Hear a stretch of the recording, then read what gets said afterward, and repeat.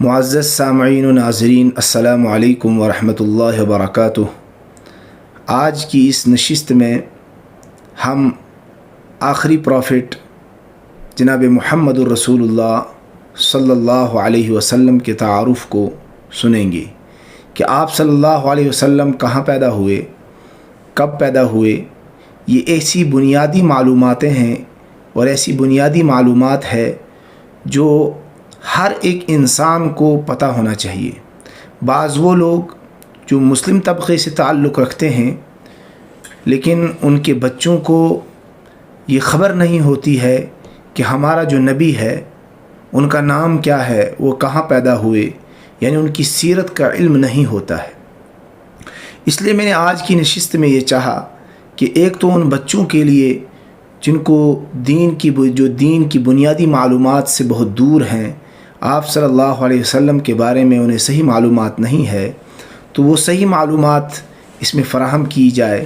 دوسرے وہ لوگ جو لوگ دین اسلام سے دور ہیں، جن کا اسلام سے کوئی تعلق نہیں ہے، وہ مسلمان نہیں ہیں، ان لوگوں کے لیے بھی اس ویڈیو کے اندر خاص پیغام ہوگا کہ جناب محمد الرسول اللہ صلی اللہ علیہ وسلم کون ہیں، لاسٹ پروفٹ کون ہیں، کہاں پیدا ہوئے اور کیسے آپ صلی اللہ علیہ وسلم نے زندگی گزاری اور کن کن مراحل سے گزر کر یہ دین اسلام پوری دنیا کے اندر پھیلا۔ تو آج کی اس نشست میں ہم اسی کو ڈسکس کرنے کی کوشش کریں گے۔ پہلی بات یہ ہے کہ آپ صلی اللہ علیہ وسلم کی پیدائش مکۃ المکرمہ کے اندر ہوئی۔ یہ سعودیہ عربیہ کے اندر ایک شہر ہے، اس شہر کا نام ہے مکہ۔ مکۃ المکرمہ کے اندر آپ صلی اللہ علیہ وسلم کی پیدائش ہوئی۔ آپ صلی اللہ علیہ وسلم 22 اپریل سن 571 عیسوی کو اس دنیا کے اندر آئے، یعنی عیسیٰ علیہ السلام کے دنیا سے جانے کے بعد 571 سال کا عرصہ گزر چکا تھا۔ عیسیٰ علیہ السلام کو دنیا سے گئے ہوئے آپ صلی اللہ علیہ وسلم حضرت عیسیٰ علیہ السلام کے 571 سال بعد پیدا ہوتے ہیں، اور اس عیسیٰ علیہ السلام اور نبی برحق صلی اللہ علیہ وسلم کے درمیان کا جو زمانہ ہے، اس زمانے کو زمانہ فترت کہا جاتا ہے۔ اس زمانے کے اندر کوئی بھی نبی کسی بھی علاقے کے اندر نہیں آیا، پوری کی پوری دنیا نبی سے خالی رہی۔ البتہ اس درمیان حضرت عیسیٰ علیہ السلام کا پیغام پوری دنیا کے اندر عام ہوتا رہا۔ انجیل کی شکل میں جو عیسیٰ علیہ السلام پر بائبل اتاری گئی تھی، اس کے پیغامات جو اس وقت کے عیسائیوں کے عیسائی پادری ہوا کرتے تھے، ان کے چرچوں کے اندر وہ سارے پیغامات موجود تھے اور عوام میں بھی اس کا چرچا تھا۔ لیکن بائبل پوری طریقے سے مسخ ہو چکی تھی۔ چونکہ یہ ایک الگ ٹاپک ہے، اس کو ہم پھر بعد میں بیان کریں گے۔ تو اس 571 سال کے درمیان کوئی نبی کسی بھی علاقے، دنیا کے کسی خطے، کسی قبیلے، کسی ملک کے اندر کوئی نبی نہیں تھا۔ اب 571 سال کے بعد آپ صلی اللہ علیہ وسلم کو اللہ رب العزت قریش قبیلے کے اندر آپ صلی اللہ علیہ وسلم کو حضرت عبداللہ کے گھر کے اندر پیدا فرماتے ہیں۔ تو آپ صلی اللہ علیہ وسلم حضرت عبداللہ کے بیٹے اور حضرت آمینہ کے لال ہیں۔ تو آپ صلی اللہ علیہ وسلم کی پیدائش قبیل قریش کے اندر ہوتی ہے۔ آپ صلی اللہ علیہ وسلم کی پیدائش سے قبل ہی 2 ماہ قبل ہی آپ صلی اللہ علیہ وسلم کے والد وفات پا جاتے ہیں۔ وہ ایک سفر کے دوران تھے اور سفر سے پھر واپس نہیں آ پائے، راستے میں ہی بیمار ہو گئے اور وہیں ان کا انتقال ہو گئے۔ چونکہ ہماری آج کی ویڈیو کا مقصد تفصیلاً کوئی کسی بات کا تذکرہ نہیں کرنا ہے، آج کی اس ویڈیو میں ہم مختصر تعارف کرائیں گے۔ بعد میں دوسرے ویڈیوز کے اندر ہم آپ صلی اللہ علیہ وسلم کے مکمل حالات کو بیان کرنے کی کوشش کریں گے، ایک ایک واقعے کو اور آپ صلی اللہ علیہ وسلم کی زندگی کے ایک ایک لمحے کو لے کر اس پر ہم ڈسکس کریں گے۔ تو ابھی ابتدائی معلومات ہونا ضروری ہے آپ صلی اللہ علیہ وسلم کے متعلق۔ تو اس میں پہلی چیز یہ ہے کہ آپ صلی اللہ علیہ وسلم یتیم پیدا ہوئے، یعنی آپ صلی اللہ علیہ وسلم کے والد دنیا سے چلے گئے اور 2 ماہ کے بعد آپ صلی اللہ علیہ وسلم پیدا ہوتے ہیں۔ تو آپ صلی اللہ علیہ وسلم کے دادا نے آپ کا نام محمد رکھا اور آپ کی والدہ نے آپ کا نام احمد رکھا۔ احمد نام کا تذکرہ بھی قرآن پاک کے اندر موجود ہے اور محمد نام کا تذکرہ بھی قرآن پاک کے اندر موجود ہے۔ البتہ آسمانوں پر آپ کا نام احمد ہے، اور انجیل کے اندر، بائبل کے اندر جو آخری کتاب تھی آپ صلی اللہ علیہ وسلم سے پہلے دنیا کے اندر، جو حضرت عیسیٰ علیہ السلام پر نازل ہوئی تھی، اس بائبل کے اندر جو تذکرہ ہے وہ احمد نام کا تذکرہ ہے، اور اس کے اندر وہ ساری رپورٹنگ کی گئی ہے، سارا واقعہ بیان کیا گیا ہے کہ شہر، کس قبیلے اور کس طرح کے لوگوں کے اندر یہ نبی، آخری نبی آئے گا۔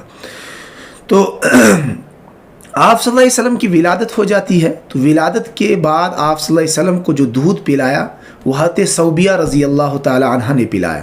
یہ ابو لہب کی باندی تھی، انہوں نے سب سے پہلے آپ صلی اللہ علیہ وسلم کو دودھ پلایا، پھر اس کے بعد آپ کی والدہ نے آپ کو دودھ پلایا، اس کے بعد حضرت حلیمہ سعدیہ رضی اللہ تعالی عنہ نے آپ کو دودھ پلایا، اور آپ صلی اللہ علیہ وسلم نے اپنے دودھ والی ساری کی ساری عمر حضرت حلیمہ سعدیہ رضی اللہ عنہ کے یہاں پوری مکمل فرمائی۔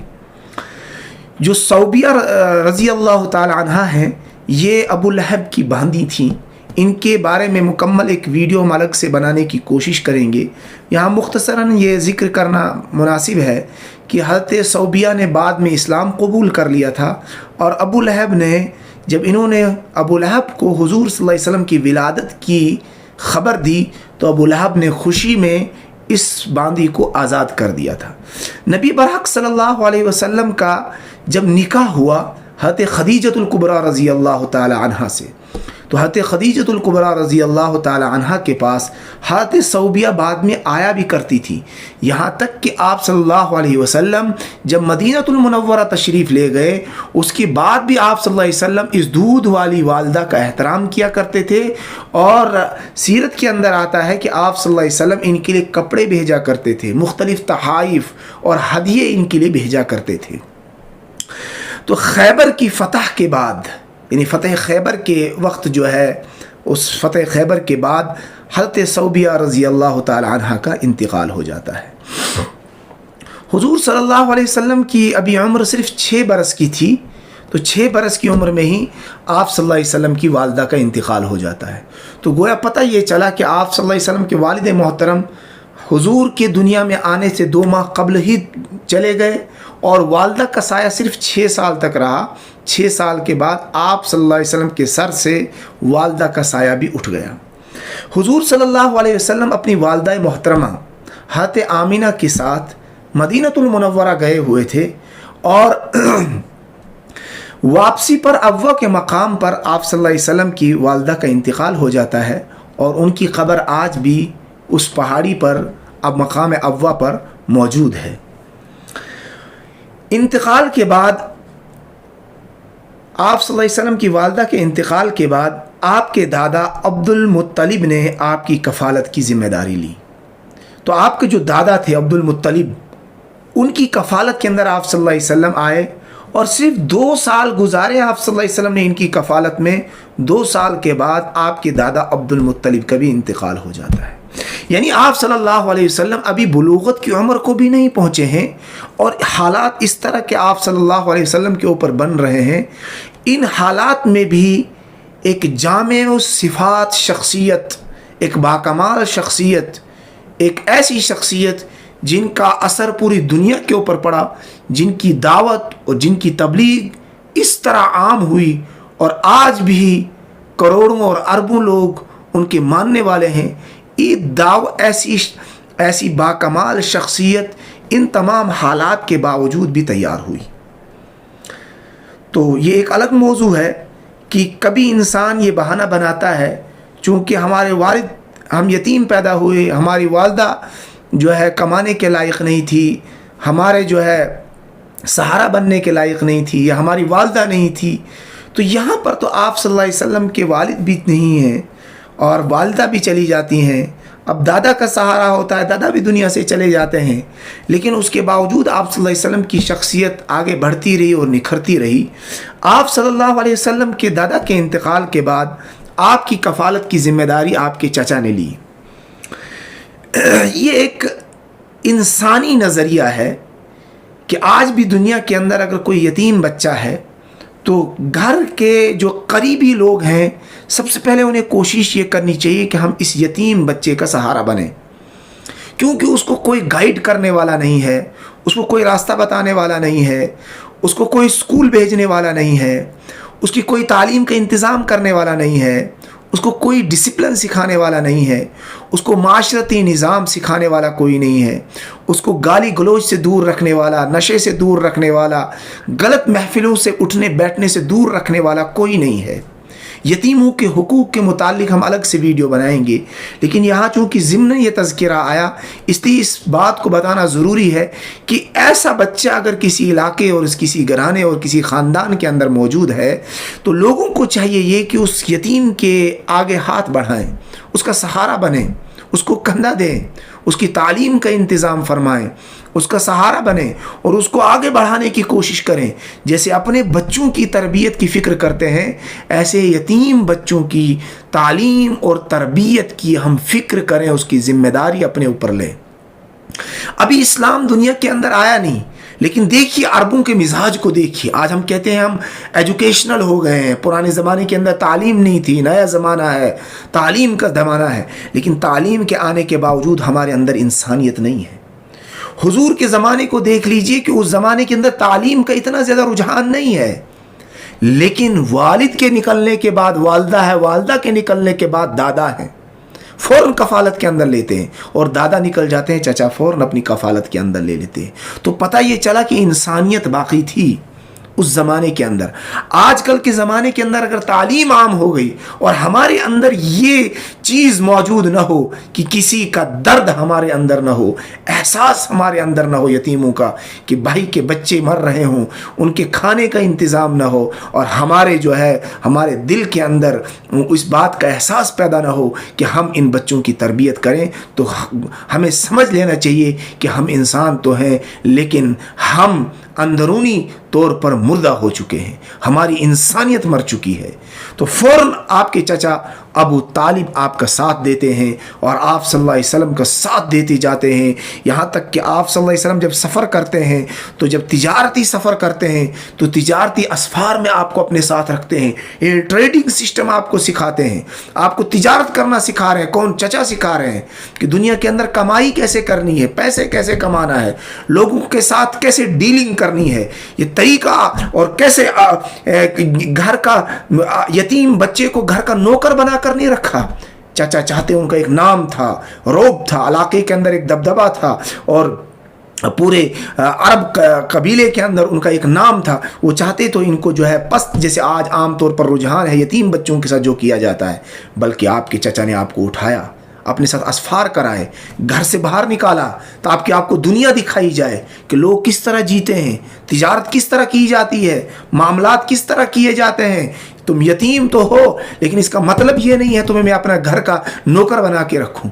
تو ابو طالب نے آپ صلی اللہ علیہ وسلم کا مکمل ساتھ دیا اور آپ صلی اللہ علیہ وسلم کو اپنے تجارتی اسفار میں بھی ساتھ لے گئے، اور پھر وہ سارے واقعات پیش آئے کہ بحیرہ راہب نے جب آپ صلی اللہ علیہ وسلم کو سفر کے دوران دیکھ لیا تو آپ کی پیشانی، اور جب آپ صلی اللہ علیہ وسلم ان کے قریب ہوتے جا رہے تھے تمام حجر اور شجر آپ صلی اللہ علیہ وسلم کو سجدہ کرتے جا رہے تھے، تو اس نے یہ منظر دیکھا اور فوراً آپ صلی اللہ علیہ وسلم کی پیشانی سے کے اندر جو نبوت کا نور چھپا ہوا تھا اس سے پہچانا اور کہا کہ اس بچے کی قدر کرو، آگے چل کر اس کا بہت بڑا نام ہوگا۔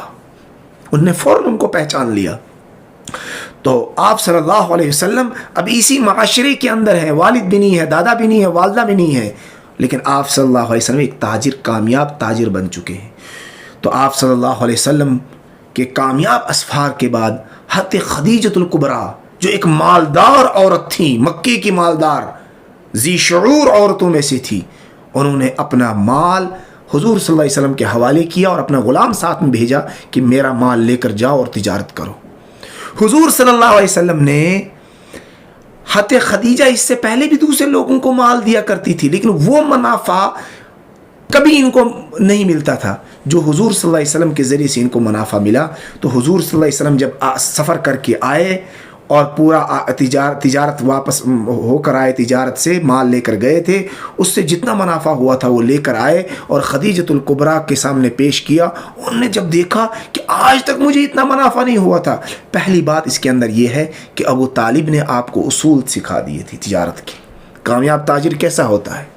تو ہر آدمی کو چاہیے کہ یتیموں کا ساتھ دیں، ان کا سہارا بنے، ان کو ٹریڈنگ سکھائیں، ان کو تجارت سکھائیں، جیسے حالات ہوں، جیسے ان کے گھر کے جیسے بھی حالات ہوں، ان حالات میں اس بچے کا ساتھ دیں، اس کو آگے بڑھانے کی کوشش کریں تاکہ اس کی نسلیں پھلیں پھولیں اور آگے بڑھیں۔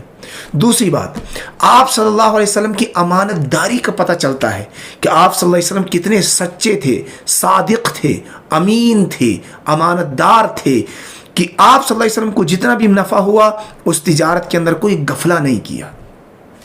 غفلے کے بغیر حضرت خدیجۃ الکبریٰ رضی اللہ تعالی عنہ کے سامنے وہ سارے مال کو پیش کر دیا۔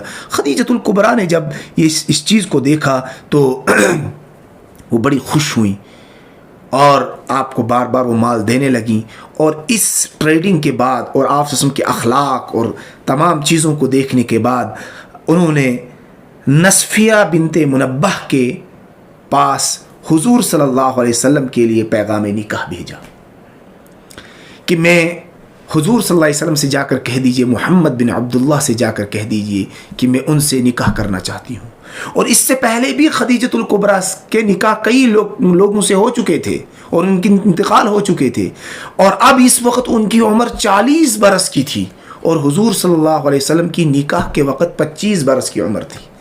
آپ صلی اللہ علیہ وسلم نے نکاح کو قبول کر لیا اور آپ کے چچا نے آپ کا نکاح حضرت خدیجۃ الکبریٰ سے کیا۔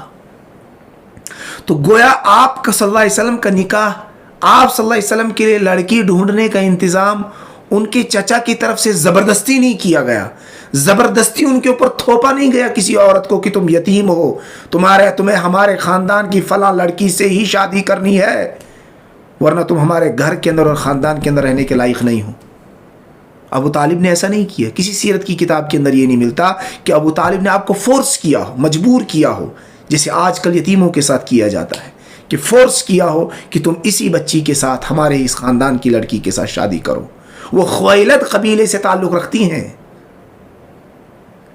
اور آپ صلی اللہ علیہ وسلم قریش قبیلے سے ہیں، تو آپ صلی اللہ علیہ وسلم جب نصفیہ یہ پیغام لے کر آئیں، ابو طالب کو پتہ چلتا ہے، ابو طالب فوراً اس نکاح کے پیغام کو قبول فرماتے ہیں، اور خود آپ صلی اللہ علیہ وسلم کے جو نکاح کا خطبہ ہے، جو نکاح پڑھایا ہے، خود آپ کے چچا ابو طالب نے پڑھایا۔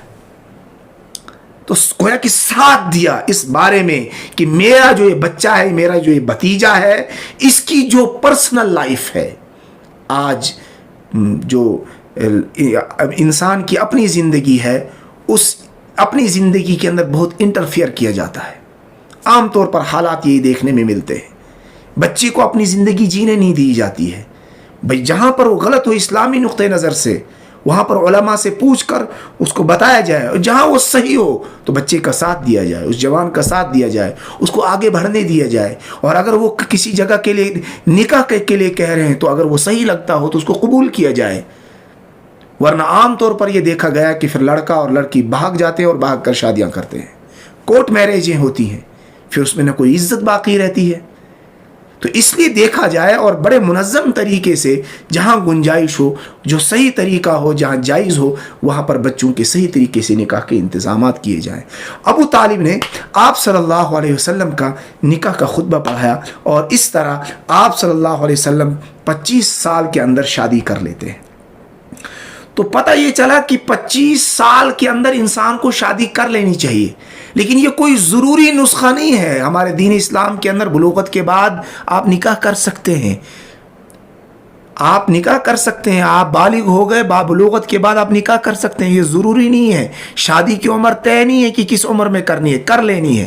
لیکن دیکھا جائے تو آپ صلی اللہ علیہ وسلم 25 سال کی عمر میں شادی کر رہے ہیں، کیونکہ 25 سال کے اندر انسان ایک مکمل جوان ہوتا ہے۔ بہت سارے لوگوں کو دیکھا گیا کہ ان کی جوانی کی عمر ڈھل رہی ہے، 30-35 سال کے، 40 سال کے ہو رہے ہیں اور ابھی تک شادی نہیں کر رہے ہیں۔ بھائی اصل شادی کی عمر تو 25 سال ہے، اور آپ صلی اللہ علیہ وسلم بھی 25 سال کے اندر شادی کر رہے ہیں۔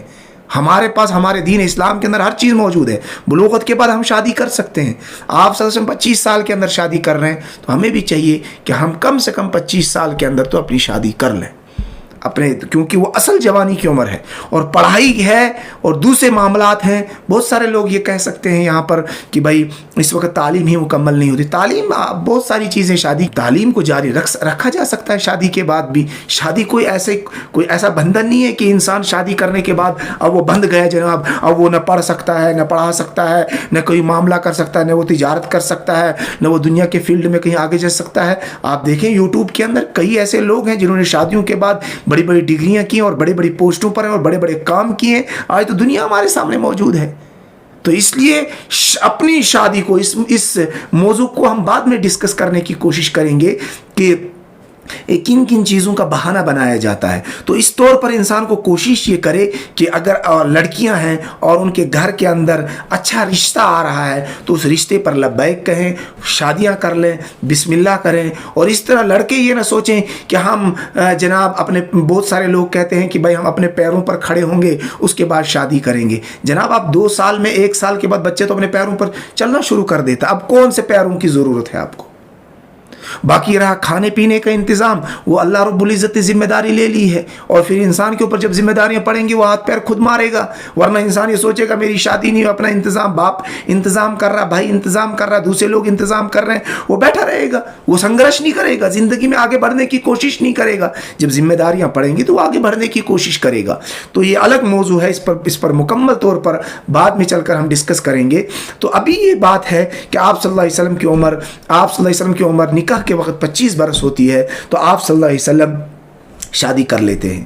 تو شادی کے بعد بھی آپ صلی اللہ علیہ وسلم کا ایک معمول تھا. وہ معمول یہ تھا کہ آپ صلی اللہ علیہ وسلم مکہ المکرمہ سے قریب ہی تقریباً 6 سے 7 کلومیٹر دور کے فاصلے پر غار ہرا کے مقام پر, جو ایک پہاڑی ہے, اس پہاڑی میں ایک غار ہے, اس غار میں جا کر آپ صلی اللہ علیہ وسلم عبادت کیا کرتے تھے. طریقہ ابراہیمی کے مطابق رسول اللہ صلی اللہ علیہ وسلم اللہ رب العزت کی عبادت کیا کرتے تھے. وہ غار آج بھی موجود ہے. جو لوگ حج اور عمرہ کے لیے تشریف لے جاتے ہیں ان لوگوں نے اس جگہ کو دیکھا ہوگا, اور اس جگہ پر آپ صلی اللہ علیہ وسلم اللہ رب العزت کی عبادت کیا کرتے تھے. سیرت کی مستند کتابوں کے مطابق آپ صلی اللہ علیہ وسلم کچھ دنوں کا توشہ اپنے ساتھ لے جایا کرتے تھے اور وہاں مکمل طور پر رات و دن عبادت کیا کرتے تھے. پھر گھر واپس تشریف لاتے تھے, اور پھر کبھی خدیجۃ الکبریٰ لے کر جاتی تھیں آپ صلی اللہ علیہ وسلم کے لیے کھانا اور پانی. چونکہ دور کا سفر ہے, وہاں 6-7 کلومیٹر اور پھر پہاڑی ہے, تو حضرت خدیجۃ الکبریٰ بیچ میں جاتی تھی اور آپ صلی اللہ علیہ وسلم یوں اللہ رب العزت سے تعلق میں لگے ہوئے رہتے تھے. جب آپ صلی اللہ علیہ وسلم کی عمر مبارک 40 برس کی ہوتی ہے, تو 40 برس کے بعد ایک روز آپ صلی اللہ علیہ وسلم اسی غار ہرا کے اندر عبادت کے اندر مشغول ہوتے ہیں کہ اچانک آپ صلی اللہ علیہ وسلم دیکھتے ہیں کہ کوئی آتا ہے اور ان کو زور سے پکڑتا ہے, بہت زور سے پکڑتا ہے, اور ان سے کہتا ہے پڑھو. تو آپ سے ان سے کہتے ہیں میں پڑھا ہوا نہیں ہوں. پھر وہ فرشتہ زور سے آپ صلی اللہ علیہ وسلم کو پکڑتا ہے, اتنا زور سے کہ اس حدیث کی کتابوں کے اندر آتا ہے آپ صلی اللہ علیہ وسلم نے فرمایا کہ مجھے تکلیف ہونے لگی اس کے پکڑنے سے. اتنا زور سے پکڑتا ہے اور پھر کہتا ہے پڑھو. تو آپ صلی اللہ علیہ وسلم گھبرا جاتے ہیں اور کہتے ہیں میں پڑھا ہوا نہیں ہوں. تیسری مرتبہ پھر زور سے بھینچتا ہے, پکڑتا ہے, زور سے پکڑتا ہے, اور پھر کہتا ہے پڑھو اقرأ بسم ربک الذی خلق خلق الانسان من علق اقرأ وربک الاکرم الذی علم بالقلم. یہ قرآن پاک کی جو رسول اللہ صلی اللہ علیہ وسلم پر آخری بک نازل ہوئی, یعنی قرآن پاک جو نازل ہوا, جو معجزہ ہے, جو قرآن پاک مسلمانوں کے یہاں جو پڑھا جاتا ہے, جس کی تلاوت کی جاتی ہے, یہ قرآن پاک 17 رمضان المبارک کے اندر جناب محمد الرسول اللہ صلی اللہ 21 رمضان المبارک کو آپ صلی اللہ علیہ وسلم کے اوپر مقام غار ہرا کے مقام پر آپ صلی اللہ علیہ وسلم پر اس قرآن پاک کی پہلی وحی نازل ہوئی.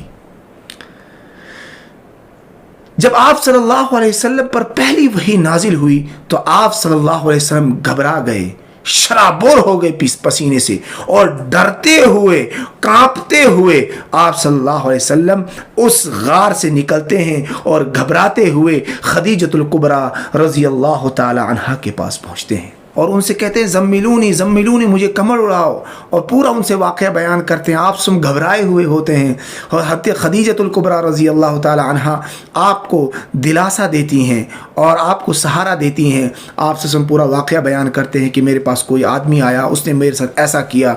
तो आप सुन घबराए हुए होते हैं।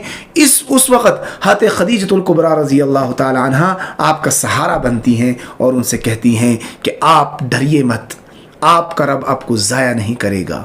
आप बेसहाराओं का सहारा बनते हैं, आप बेकसों को कमा कर देते हैं, और आप जो बेसहाराओं का बोझ उठाते हैं, व तक्सिबुल मादूम, और जिनके पास कुछ नहीं होता है उनको जो है कमा कर आप देते हैं।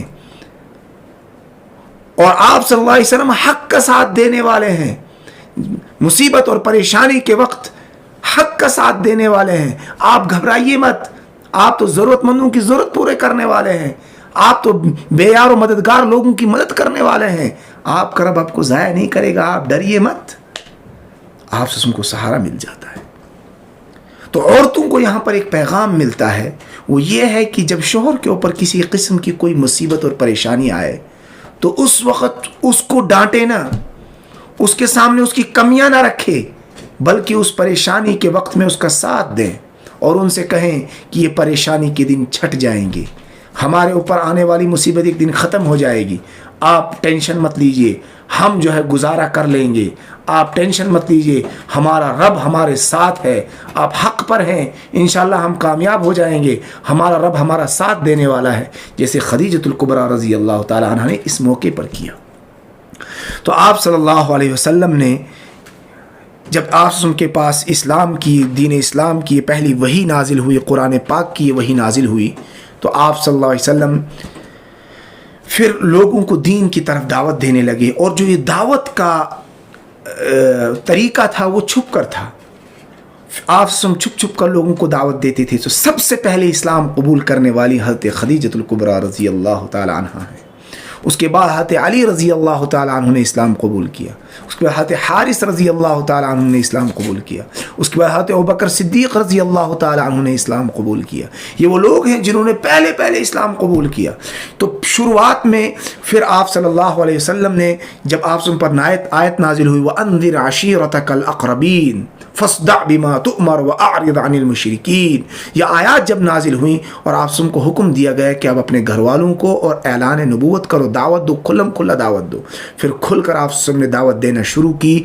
यहाँ से हम मुख्तसर चीज़ें अर्ज़ कर बताएंगे। और फिर आप सब पर ऐसे हालात आए और जो इस्लाम के मानने वाले लोग हैं उन पर इब्तिदाई इस्लाम में क्या क्या जुल्म हुए, कैसे हालात उनके ऊपर गुजरे, इस पर अलग से हम वीडियो बनाएंगे। मुख्तसरन ये है क्योंकि इसमें हमने मुकम्मल तारुफ कराना है, इस एक दो वीडियोज़ के अंदर सीरत का मुकम्मल बयान मुख्तसरन अर्ज़ करना है। तो पहले जो लोग थे इस इब्तिदाई इस्लाम के अंदर उन पर बहुत ज़्यादा जुल्म किया जाता था। उसमें हज़रत बिलाल हबशी रज़ी अल्लाह ताला अन्हु, उनको तपती हुई रेत के ऊपर, और हज़रत खब्बाब रज़ी अल्लाह ताला अन्हु को आग के अंगारों पर अज़ाब और तकलीफ़ें दी जाती थीं। और इस तरह पहले इब्तिदाई इस्लाम के अंदर मुसलमानों को और ग़ुलामों को जो इस्लाम कबूल करने वाले थे उनको बहुत सताया गया। इस सताने के बाद आप सल्लल्लाहु अलैहि वसल्लम मजबूर हो गए और मुसलमानों ने हबशा की तरफ हिजरत फरमाई। जो पहली हिजरत थी मुसलमानों की, वो मुसलमानों ने सन 590 के अंदर, यानी नबूवत के 5 सालों के बाद पहली हिजरत हबशा की तरफ फरमाई। इसमें मुसलमानों जो तादाद थी मुसलमानों की हिजरत की तरफ हिजरत करने वाले मुसलमानों की जो तादाद थी वो 16 थी। इसमें 5 मर्द और 11 औरतें थी। और फिर उसके बाद दूसरी हिजरत फरमाई मुसलमानों ने हबशा की तरफ, उसमें 82 मर्द और 17 औरतें थी। تو اس طرح یہ ہجرت کا یہاں سے بیان شروع ہوتا ہے، چونکہ اب مسلمان مکے سے نکلنا شروع ہو گئے ہیں مکے کے لوگوں کے ظلم اور جور کی وجہ سے۔ اس کے بعد کے حالات جو ہیں وہ ہم دوسری ویڈیو میں انشاءاللہ بتانے کی کوشش کریں گے کہ اس کے بعد حضور صلی اللہ علیہ وسلم کی زندگی کیسی رہی، صحابہ کی کیسی رہی، اور دین اسلام کیسے پھر دوسری قوموں کے اندر پھیلنے لگا، اور پھر کیسے اسلام مکہ کی گلیوں سے نکل کر پوری دنیا کے اندر کیسے اسلام روشن ہوا اور کیسے اسلام پہنچا، وہ ہم دوسری ویڈیو کے اندر بیان کرنے کی کوشش کریں گے۔ اور پھر یہ بھی بیان کرنے کی کوشش کریں گے کہ آپ صلی اللہ علیہ وسلم نے کتنے غزوات کیے، کن غزوات میں آپ صلی اللہ علیہ وسلم نے شرکت کی، حضور صلی اللہ علیہ وسلم کا حج کیسا تھا، آپ صلی اللہ علیہ وسلم نے حج کب فرمایا، اور اس طرح کے دوسرے جو واقعات بیچ میں آئیں گے، آپ غزوات ہوں گے آپ صلی اللہ علیہ وسلم کے اور صحابہ کی مکی زندگی اور مدنی زندگی، اس پر مختصراً ہم روشنی ڈالنے کی کوشش کریں گے انشاءاللہ۔ ایک دو ویڈیوز کے اندر ہم اس سیرت کے تمام پوری کی پوری سیرت کو انشاءاللہ مکمل بیان کرنے کی کوشش کریں گے۔ اس ویڈیو کو خود بھی سنیں، ان دو تین ویڈیوز کو جو سیرت کے متعلق ہیں، اور اپنے بچوں کو بھی اس سیرت کو سنائیں تاکہ ان کو بھی پتہ لگے کہ حضور صلی اللہ علیہ وسلم پر کیسے حالات آئے، کہاں پیدا ہوئے، اور کیسے پھر ہجرت فرمائی، اور پھر کیسے دین اسلام دنیا کے اندر پھیلا۔ وآخر دعوانا الحمدللہ رب العالمین۔